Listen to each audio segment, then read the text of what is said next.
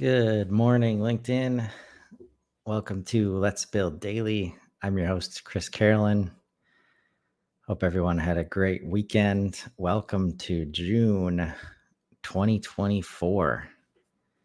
We are almost halfway through this year. Pretty crazy to think about. We announced some stuff last week. Congrats to Saleem getting a new gig with an elite HubSpot partner agency. Super proud of him. Honestly believe it was, probably one of the best outcomes we could have, given that we had nothing really to start with. We had no clients. We hadn't done this thing before. And, having this as an outcome, I think is directly related to our approach to, educational content, focused efforts to build relationships throughout the community, throughout the ecosystem. I'll be talking a little bit about that today. But of course, with that means I'm going to be changing my direction in theory, still focused on, HubSpot education and trying to solve for these gaps that I don't really see, other effort being applied, we'll say. I think there are a lot of people out there that want to teach HubSpot, but I still think it's more from the perspective of, straight how-tos. How does the product work? And less about coaching people how HubSpot can work for their business from a strategic perspective. So I'm going to be leaning into that, trying to be intentional with the content and, with the people that I talk to on the show. But yeah, there's some real gaps here, caused by, I think, by the pace of the product, right? This movement towards customer platform, from an original place of, the DNA and muscles built in the ecosystem are very much Marketing Hub based and focused. And now we have lots of hubs, right? So how can we get people to pay more attention and understand more things like Commerce Hub, and CMS Hub, specifically, as those really round out, I think, the front end and the back end needs of, on the CMS side, you can really take control of your customer experience digitally. And on the Commerce Hub side, you can really take hold of your, quote to cash experience, both internally and externally, making the experience and processes much easier for all involved.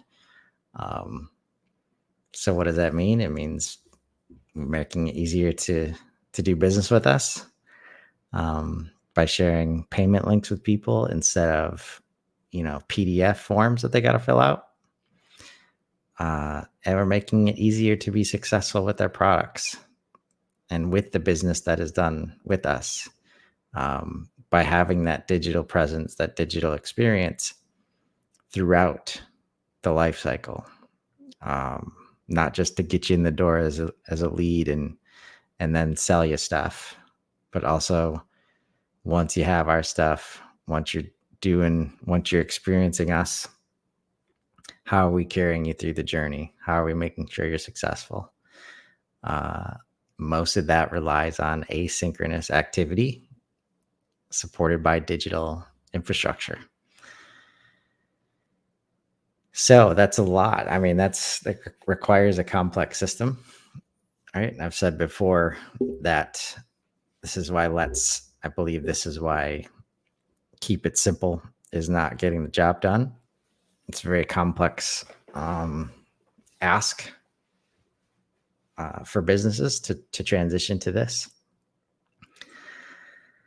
So that's why I'm pretty pumped and excited to kind of start this leg of the journey where the focus is on HubSpot coaching, and almost it's more labeling what I've already been doing, right? I'm not one to be driven by quotas and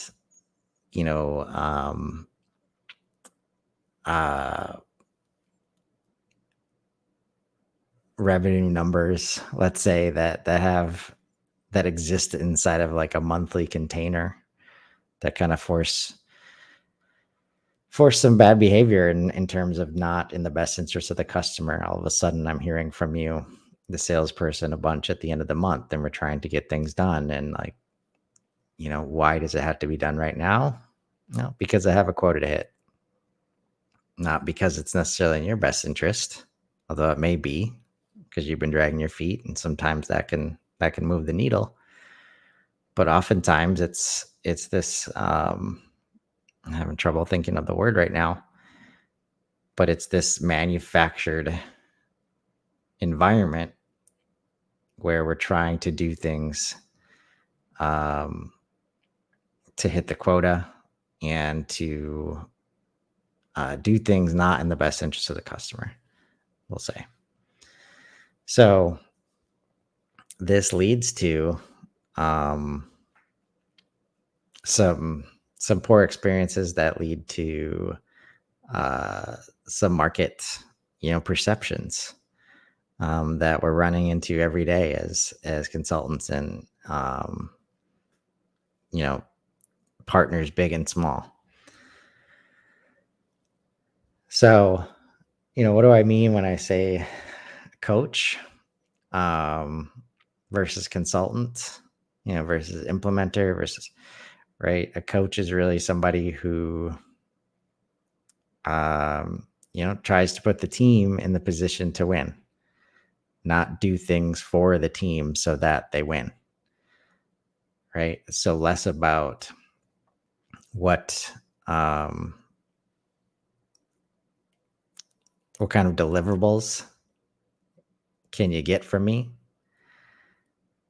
and instead, what kind of deliverables can I help you generate for your organization?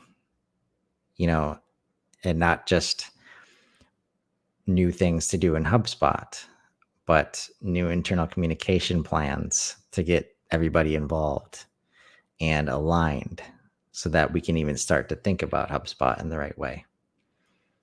Right. And that's been a learning experience as we've tried to develop, it's one place I clash with the agency, model, is that everything's got to be measured. And I understand where this comes from. And, if you're trying to scale and grow service-based businesses, you got to do it this way. So I've been told. And that is, billable hours versus non-billable hours. It's like how many of our hours can we be using as billable, or can we be delivering and executing as billable versus non-billable? And the ecosystem as a whole, the partner ecosystem, is designed, to focus on, billable hours and sales of HubSpot. And that does nothing to support the education gaps that we have right now. So I see that as a primary difference, between coaching and kind of the rest of the HubSpot help that you can get, from the ecosystem right now. Because a lot of people out there, they don't need more HubSpot. They don't need you to build stuff for them in HubSpot. They just need a little bit of guidance. They don't want to go through the 10 iterations of trial and error to figure out how to do things the right way. They just need to know need some help on which properties make sense where, which views make sense where, and that's changing dramatically, right? As we get a unified record view, as we get sync properties, but then right after that, the ability to put associated property cards on other records, right? So maybe I don't even need sync properties anymore, right? Maybe that's why there's a cap on sync properties of 25. Why go through the work of turning all your workflows into all your data syncing workflows and data, transfer workflows in between objects? Why do the work of turning all of them into sync properties if you can just manage your record views properly with the right cards? So it's the challenge of being able to do just about anything you want with your data in HubSpot. There are multiple ways to get it done. And some of those ways are much more maintenance intensive than others, right? So if you can have a coach help you figure that out much more quickly, be the person there sending you a link to the latest beta because they know it's really applicable for you and your situation, right? That's the value of a coach. It's not to do everything for you, not to just give you, hey, here's a knowledge base article, here's a how-to, right? It's about, are we thinking about this right in terms of your business? So that's kind of how I'm viewing coaches, the idea of a coach. And why do I think it's needed right now for the ecosystem? Well, we have a lot of this product knowledge gap that's been created by the pace of product updates and the growth of the ecosystem, the trust in the ecosystem with HubSpot, but also the distrust of other, market leaders like Salesforce, and people leaving it in droves, right? It's not necessarily about HubSpot trust always. It's about the next best place to get the thing done. And if we mismanage that, there's some real risks. And some of that risk we're seeing is that, there's cost perceptions. HubSpot costs too much.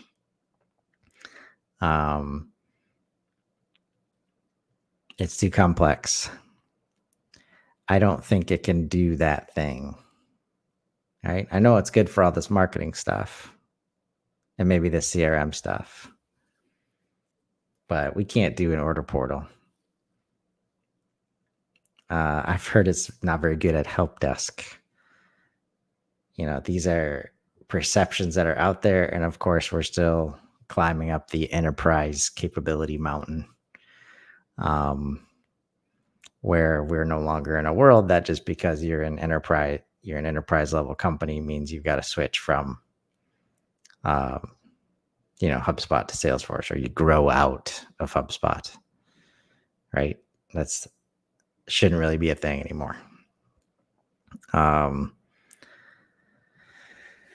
And there's really, this doesn't really get solved other than through education, but very intentional education, including like cost wise, right? And I think this is where, the product team probably has some initiatives to try and solve for this through the product itself and develop, very easy to use green light, red light, push button system. But all that's doing, I think, is exacerbating the problem of, hey, it's real easy for me to get in the system, but I still haven't thought through my processes. I still haven't thought through my data model. So now I start building stuff out in free and starter, and I'm hitting paywalls everywhere. And while I do that, I'm constantly reminded of how much the costs of the next level are. So more education around free and starter, coached onboardings, right? At the heart of it, I think most of the ecosystem knows that just about any business will benefit from HubSpot, whether they're coming from, uh, a system that wasn't adopted, or a spreadsheet, based system, right? So there's just this need. There's this, responsibility almost to, let's get HubSpot in there, right? And maybe we're a little less focused on onboarding. Maybe we're, driven by quotas. So we got to sell them pro. We can't start at starter, even though that might be all they need right now. This leads to a lot of the perception issues that HubSpot has, and is going to lead to increased churn, and an increased narrative in those perceptions. So really a coached onboarding from a sense of finding this balance. And it's something I'm formulating in my mind right now, but I'm having a hard time getting it out of my head in terms of what it, like a diagram. But it's like you have this, balanced zone of success where there's functional success, like you're using HubSpot successfully, but there's also strategic success, and that HubSpot is working for your business. Right now, the ecosystem is heavily weighted towards functional success with HubSpot. Like if you have a customer success manager meeting, how are the tools working for you? Are people adopting them? Are they in use? We have activity metrics that we track to help with that.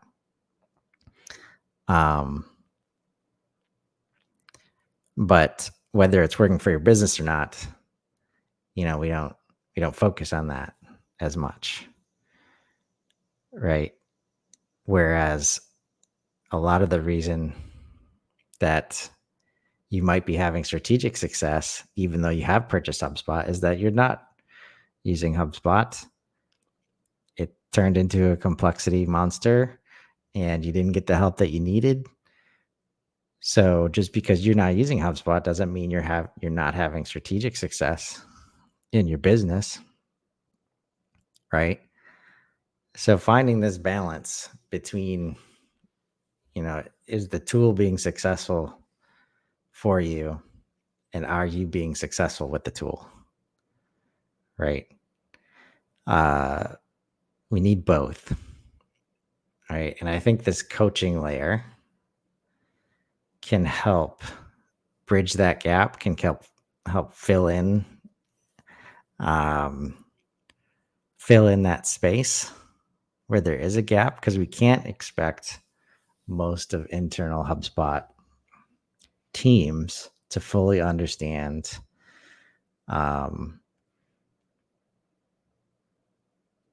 market applications and how it's being used in the market. Closer we get to product marketing and that group, yes, they should have a fairly good idea, but translating that to the rest of the HubSpot teams that are also having to focus on, success metrics of their own, including quotas, right? It's not going to be top of mind. On the flip side, external to HubSpot, the partner ecosystem, especially those wanting to tier, are also less focused on the strategic value of HubSpot.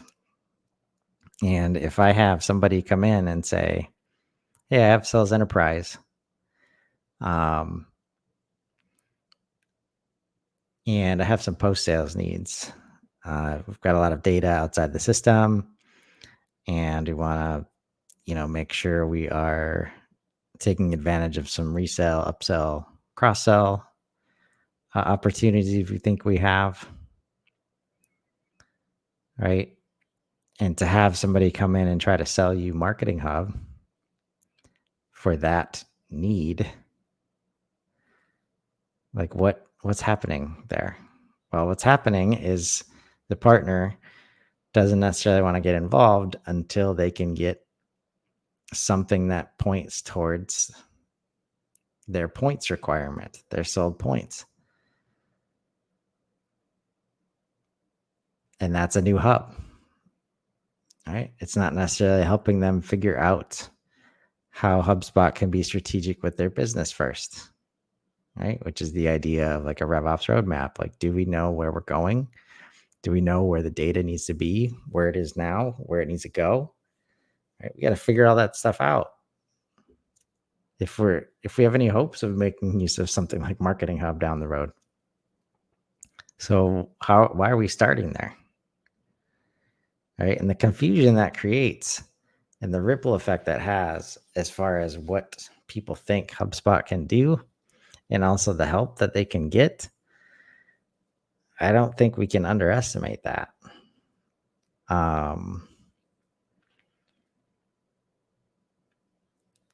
So really this coaching layer, I think, like instead of asking everybody to either work against their incentives or work or try and change the whole organization incentive wise, right? Which is pretty unrealistic.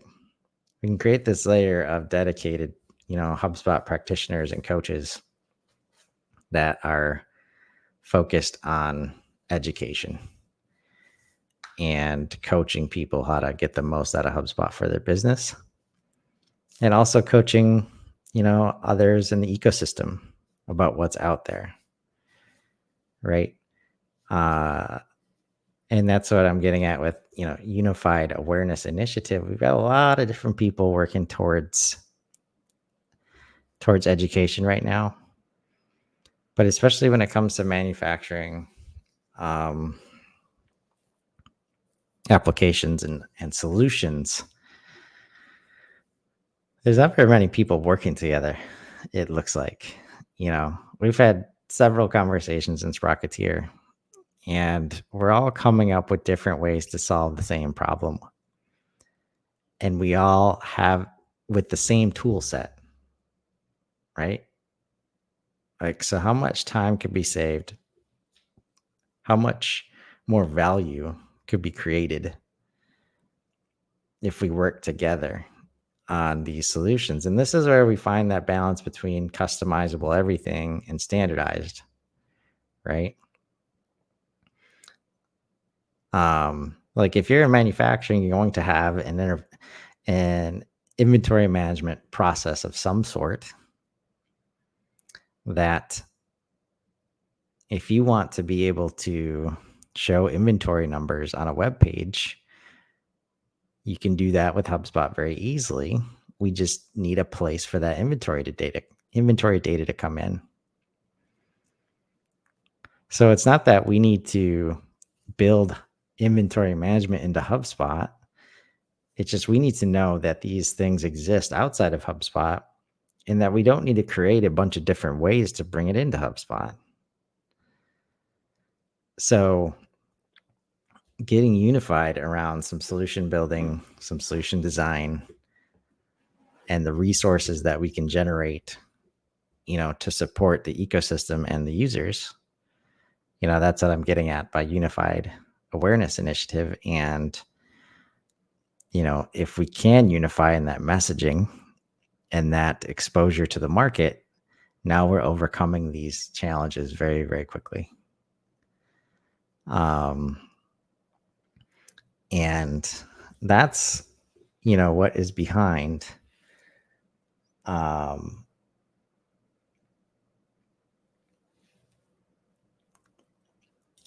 these types of media properties, right?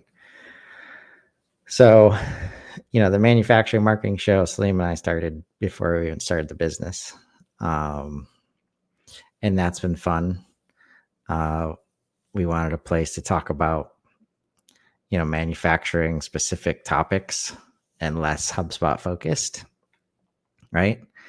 I think I'll probably be, winding that down for the time being and really leaning back into Sprockets and Gears where we talk about HubSpot specific things, and give people a platform to talk about these solutions as they relate to industrial manufacturing, which often we find is very B2B overall relevant because it's about making this customer experience, making this modern customer experience more accessible both internally and externally.